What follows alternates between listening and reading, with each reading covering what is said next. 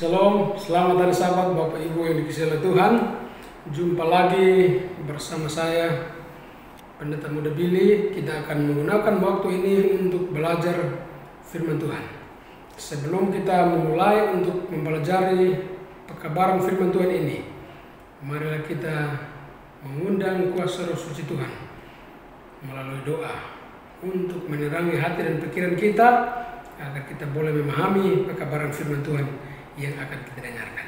Mari kita berdoa. Bapa Surgawi, berkati kami Tuhan apabila kami akan belajar firman-Mu. Biarlah Roh Kudus-Mu akan menjadi bagian dalam hati dan pikiran kami untuk menerangi hati dan pikiran kami, agar kami boleh dapat memahami maksud dan rencana Allah dalam kehidupan kami melalui firman Tuhan yang akan kami pelajari. Berkati umat-umat Tuhan dimanapun mereka berada, di rumah mereka. Tuhan berkati dengan limpahnya, agar biarlah kasih dan damai Tuhan serta sukacita hari Sabat boleh menjadi bagian dalam keluarga mereka masing-masing. Terima kasih Tuhan. Inilah doa kami, dalam nama Tuhan Yesus kami berdoa. Amin. Sekali lagi, shalom, selamat hari Sabat Bapak Ibu yang dikasihi oleh Tuhan, seluruh anggota Jemaat Angeles Moro, bahkan Bapak Ibu, saudara-saudara umat Tuhan yang menyaksikan pelajaran yang saya akan bawakan ini. Kita boleh sama-sama belajar. Mari kita ambil buku kita untuk kita lihat pelajaran-pelajaran yang penting yang akan kita pelajari pada saat ini. Pelajaran sekolah Sabat kita pada hari Sabat ini adalah pelajaran yang ke-11. Judulnya adalah Alkitab dan Nubuatan. Ayat intinya di dalam Daniel 8 ayat 14, maka ia menjawab sampai lewat 2300 petang dan pagi, lalu tempat kudus itu akan dipulihkan dalam keadaan yang wajar. Alkitab dan Nubuatan. Alkitab tidak pernah terlepas dari nubuatan, karena firman atau pekabaran Allah yang ada dalam Alkitab adalah merupakan nubuatan-nubuatan.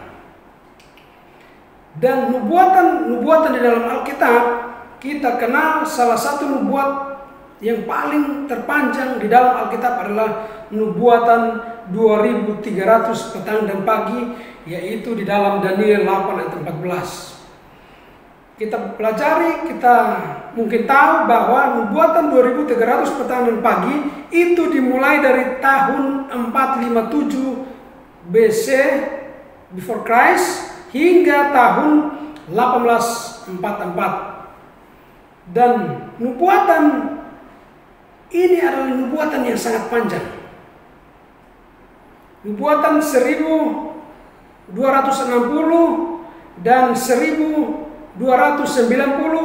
dan nubuatan 1335 tahun dalam Daniel 12 itu adalah juga merupakan nubuatan-nubuatan yang ada di dalam kurun waktu nubuatan 2300 petang dan pagi. Mengapa nubuatan sangat penting?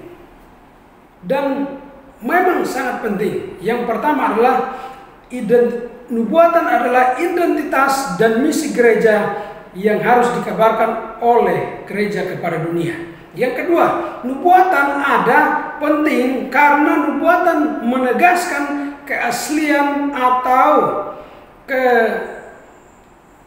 kebenaran yang ada di dalam Alkitab ya, atau di dalam nubuatan itu sendiri. Yang ketiga, nubuatan yang digenapi dan yang sudah terjadi akan meneguhkan iman kita, semakin membuat kita untuk kita semakin percaya kepada Alkitab.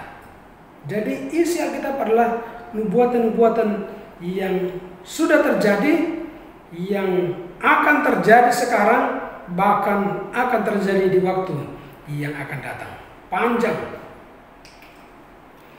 Kita masuk kepada nubuatan atau pelajaran yang berikut, yaitu metode historis. Metode historis adalah metode yang digunakan oleh Daniel dan Yohanes. Metode historis inilah menggunakan kunci penafsiran nubuatan sebagai pengenapan sejarah yang progresif, memiliki sifat yang berkelanjutan, historis, berkelanjutan dari yang satu kepada yang satu, yang saling berkesinambungan, berkelanjutan, dimulai dari masa lalu dan akan berakhir pada saat yang telah ditentukan oleh garis waktu dari nubuatan itu. Dalam buku Nasihat untuk Sidang, Ellen G. White mengatakan bahwa kita harus melihat sejarah kegenapan nubuatan, mempelajari pekerjaan pemeliharaan Tuhan dalam gerakan reformasi yang besar, dan memahami perkembangan peristiwa-peristiwa yang menyatukan bangsa-bangsa dalam konflik terakhir dari pertentangan besar. Ellen G. White juga mengatakan bahwa nubuatan itu adalah peristiwa-peristiwa yang akan terjadi hingga selesai pertentangan yang besar ini. Nubuatan dan aliran historis. Gereja Advent memahami dan mengerti nubuatan historis. Nubuatan-nubuatan yang mengikuti alur sejarah yang tidak terputus dari masa lalu, masa sekarang, dan masa yang akan datang. Contohnya seperti apa? Contoh nubuatan di dalam Daniel 2, semua kerajaan yang dinubuatkan sudah terjadi. Demikian juga nubuatan di dalam Daniel 7 dan 8 yang menceritakan kisah yang sama namun menggunakan lambang-lambang yang berbeda. Artinya nubuatan dalam Alkitab itu mengikuti alur sejarah yang ada. Tidak ada kekosongan di sana atau tidak ada yang terlewatkan. Semua terjadi satu persatu, satu demi satu, berurutan dan berkelanjutan, berkesinambungan secara teratur sesuai dengan konsep nubuatan historis. Nubuatan historis, contoh di dalam Daniel mengidentifikasi Babel sebagai kerajaan pertama, kerajaan emas. Yang kedua, ayat 39 maksudnya, ayat Daniel 2 ayat 39. Tetapi sesudah Tuanku akan muncul satu kerajaan lain yang kurang besar dari kerajaan Tuanku, kemudian suatu kerajaan lagi yang ketiga dari tembaga yang akan berkuasa atas seluruh bumi. Ayat 40, sesudah itu akan ada suatu kerajaan keempat yang keras seperti besi.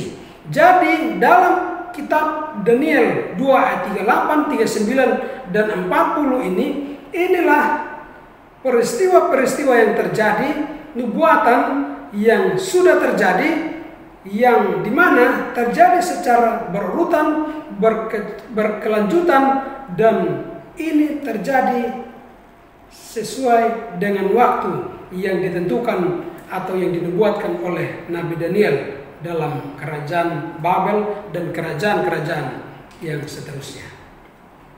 Prinsip tahun dan hari. Bilangan 14 ayat 34, saudara bisa baca di sana. Yeskiel 4 ayat 6. Ini adalah mengenai prinsip tahun dan hari. Dalam Alkitab menghitung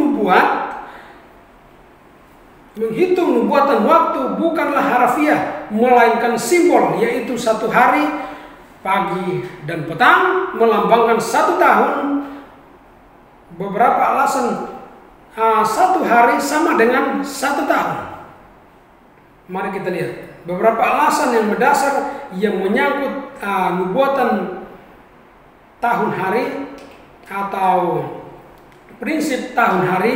Yang pertama adalah sifat lambang dari binatang atau tanduk harus dipahami secara simbolis.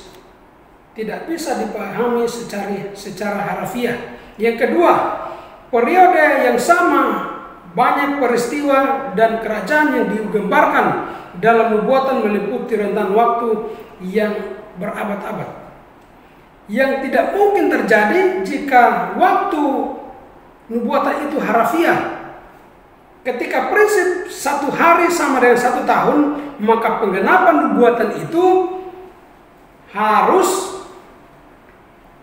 penggenapan nubuatan itu menjadi akurat dan cocok dengan fakta sejarah yang ada. Contoh apa? Yang paling mudah adalah nubuatan 69 minggu dalam Daniel 9 yang dimulai sejak pembangunan kembali Yerusalem. Jika dihitung harafiah, maka hasilnya hanya 1 tahun, 6 bulan, dan 1 minggu. Sementara fakta sejarah mencatat bahwa proses pembangunan kembali bait suci Yerusalem dan lain-lain tidak berlangsung hanya dalam 1 tahun, namun itu berlangsung selama ratusan tahun. Jadi prinsip 1 hari adalah 1 tahun di dalam menginterpretasikan nubuatan waktu sangatlah penting dalam penafsiran nubuatan-nubuatan terkait waktu dalam Alkitab. Pelajaran yang berikut mengidentifikasi tanduk kecil. Saudara dan saya bisa baca dalam Daniel 7 ayat 1 sampai 25, lalu Daniel 8, kita akan menemukan bahkan itu adalah merupakan nubuatan-nubuatan karena Daniel merupakan kitab nubuatan, berisi nubuatan. Dan siapakah tanduk kecil yang digambarkan di dalam Daniel 7 dan juga Daniel 8? Identifikasi di dalam Daniel 7 ayat 7 dan Daniel 8, kedua pasal ini menggambarkan siapa tanduk kecil itu. Dua pasal itu menggunakan hal yang sama sebagai tanduk kecil. Pasal 7, pasal 8 menggunakan tanduk kecil. Yang kedua, pasal kedua menyatakan tanduk kecil memiliki kuasa untuk menganiaya umat-umat Tuhan.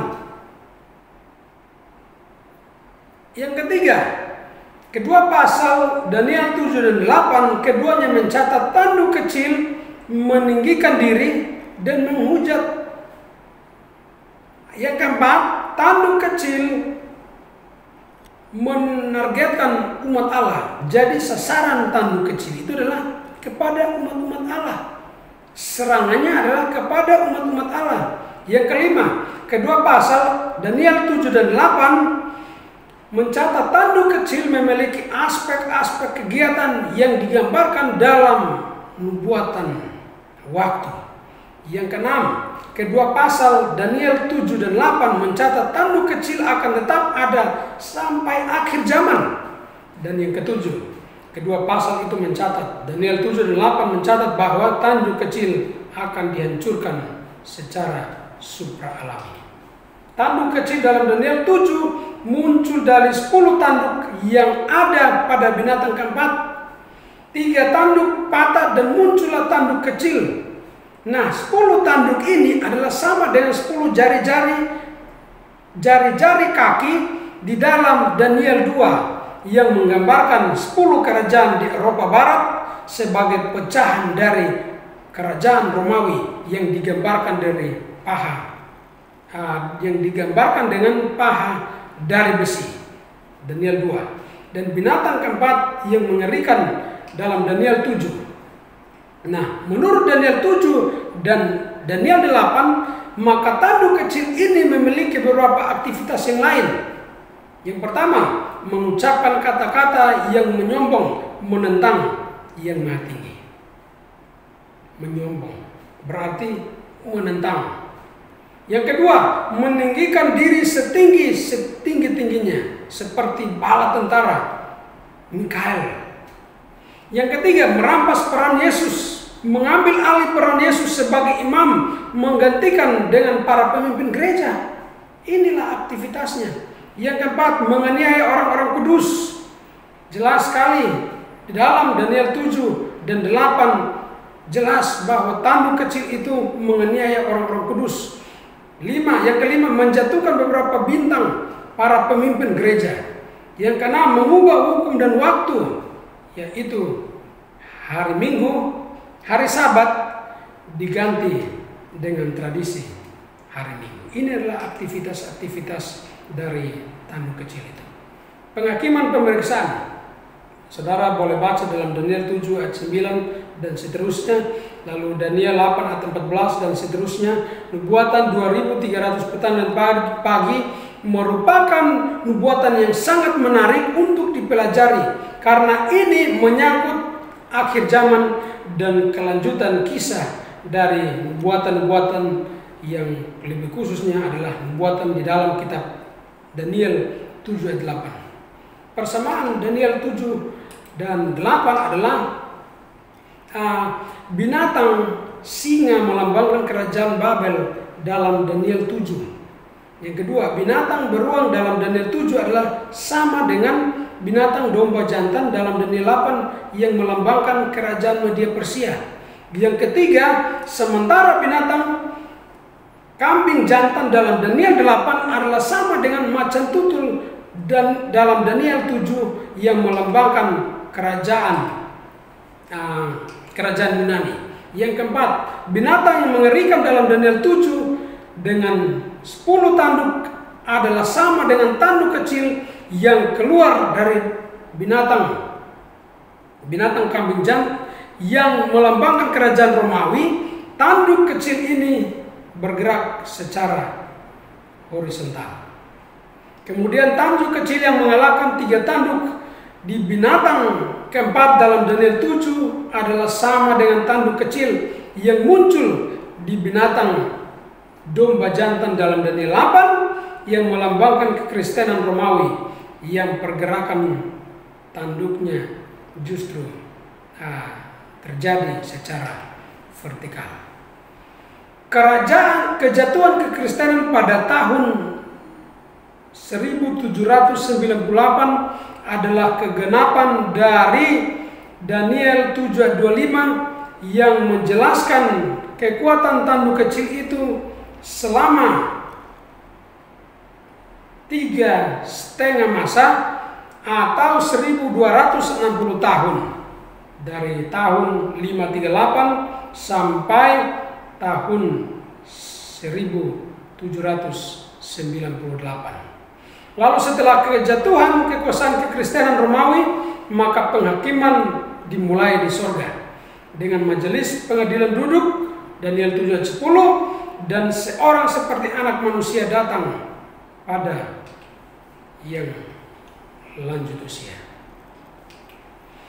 Pemandangan nubuatan Daniel 7 ini sama dengan Daniel 8 ayat 14, di mana tempat kudus akan disucikan setelah 2300 petang dan pagi. Titik awal dari 2300 petang dan pagi adalah Daniel 9 ayat 24, ketika Allah menubuatkan pembangunan kembali bait suci Yerusalem dan semua tembok bait suci dan pemerintahannya, yaitu 70 minggu atau sama dengan 490 tahun. 70 minggu ini dipotong dari nubuatan 2300 petang dan pagi. Itu berarti nubuatan 2300 petang dan pagi dibagi menjadi 2. Yang pertama 490 tahun yang berlaku untuk Israel sampai datangnya Mesias yang diurapi dan mati di kayu salib. Yang kedua adalah sisanya, yaitu 1810 tahun, di mana nubuatan waktu Daniel 12, di mana nubuatan dalam Daniel 12 juga ada di dalamnya, yaitu 1260 tahun, 1290 tahun, dan 1335 tahun. 70 minggu ini dimulai dari ketika Artasasta memerintahkan pembangunan kembali Yerusalem selesai sampai dengan selesai. Perintah itu dikeluarkan tahun 457. Dengan demikian nubuatan 2300 petang dan pagi dimulai 457 dan berakhir 1844. Ini berarti bahwa penghakiman di sorga tidak lama setelah kejatuhan kekristenan Romawi berdasarkan Daniel 7 dan Daniel 8. Pada tahun 1844, Yesus melakukan tugas sebagai seorang imam besar untuk membersihkan bait suci, yakni bilik yang maha suci, memeriksa dan membersihkan seluruh dosa manusia yang sudah diakui oleh Yesus Kristus. Daniel 7, peristiwa ini disebut penghakiman di surga sementara. Daniel 8 disebut dengan penyucian bait suci surgawi. Nah, kita pindah lagi kepada pelajaran yang lain, tipologi sebagai nubuatan. Simbol-simbol dalam nubuatan apokaliptik memiliki penggenapan tunggal. Misalnya kambing jantan adalah lambang dari kerajaan Yunani dalam Daniel 8 ayat 21. Ayat ini langsung diberikan interpretasinya. Berbeda dari simbol tipologi atau tipe dan antitipe, berfokus pada orang-orang atau peristiwa atau institusi sebenarnya dari perjanjian lama yang ditemukan juga dalam sejarah nyata, tetapi hal itu mengarah kepada peristiwa yang lebih besar di masa yang akan datang atau di masa depan. Tipologi biasanya berarti contoh, teladan, gambaran atau pola. Itu tipologi atau tipe, pola, gambaran. Rasul Paulus ketika memberikan amarah kepada gereja di Korintus, ia merujuk pada sebuah peristiwa, yaitu ketika bangsa Israel keluar dari Mesir di padang gurun. Dengan demikian Rasul Paulus menekankan kepada kita bahwa peristiwa yang dicatat oleh Musa dari bangsa Israel ini menjadi satu contoh bagi kita, kepada kita sekarang ini. Nah, contoh di dalam Alkitab seperti yang tadi saya katakan bahwa bangsa Israel di padang gurun merupakan satu peristiwa yang dicatat untuk menjadi contoh bagi kita sekarang ini. Yang kedua, di dalam Matius 12 ayat 40, Yunus dalam perut ikan selama 3 hari menggambarkan Yesus dalam perut bumi selama 3 hari dan 3 malam. Yohanes 19 ayat 36, tulang-tulang Yesus tidak ada yang patah sebagai dibuatkan dalam perjanjian lama. Yohanes 3 ayat 14, ular yang ditinggikan Musa di padang gurun menggambarkan Yesus yang ditinggikan di atas bumi melalui proses penyaliban di kayu salib. Yang berikut, Adam diciptakan sebagai manusia pertama yang juga manusia pertama yang berdosa, namun Yesus adalah Adam kedua yang oleh dia semua orang yang telah berdosa melalui Adam pertama, namun Adam kedua yaitu Yesus Kristus yang tidak berdosa datang untuk menebus kita semua. Yang berikut, anak domba yang disembelih di bait suci untuk pengampunan dosa, untuk proses pengampunan dosa adalah lambang Yesus Kristus, yaitu domba yang sesungguhnya yang akan menghapus dosa dunia. Baik, kita masuk kepada kesimpulan dari pelajaran ini. Kesimpulan pelajaran kita adalah Alkitab adalah buku sejarah.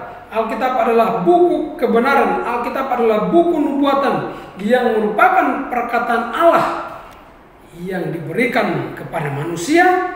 Nubuatan dalam Alkitab mengikuti garis yang lurus, garis sejarah yang berurutan satu sama lain, yang teratur dan tidak hilang dan tidak saling bertentangan satu sama lain. Dan semua nubuatan itu menggambarkan dibukanya sejarah dunia ini hingga akan berakhirnya sejarah dunia ini pada saat Yesus akan datang kedua kali, dan kita akan memulai satu sejarah yang baru, sejarah dunia baru, di mana umat-umat Tuhan kita semua yang percaya akan masuk untuk mewarisi kerajaan sorga yang Tuhan sudah sediakan bagi kita. Biarlah melalui pelajaran ini akan menolong kita untuk kita semakin percaya kepada Allah, percaya juga kepada kitab yang Tuhan sudah berikan kepada kita, agar semakin kita diteguhkan iman kita, semakin dikuatkan untuk tetap setia hingga hari Maranatha. Kiranya Tuhan memberkati kita semua. Mari kita satu dalam doa. Mari kita berdoa. Bapa Surgawi, terima kasih Tuhan untuk pelajaran yang indah ini. Boleh dapat menolong kami semua agar kami mengerti sejarah nubuatan dalam Alkitab. Biarlah ini dapat meneguhkan iman kami. Kami semakin percaya kepada Tuhan, percaya kepada nubuatan, bahwa Tuhanlah yang mengendalikan segala sesuatu. Berkati semua umat-umat Tuhan yang menyaksikan pelajaran ini, agar biarlah kami diberikan pemahaman untuk memahami pelajaran ini, dan tentu kami mengerti rencana Tuhan dalam kehidupan kami masing-masing. Terima kasih Tuhan, inilah doa kami, mohon ampuni dosa kami. Dalam nama Tuhan Yesus kami berdoa. Amin. Shalom, selamat hari Sabat, Tuhan memberkati. Maranatha.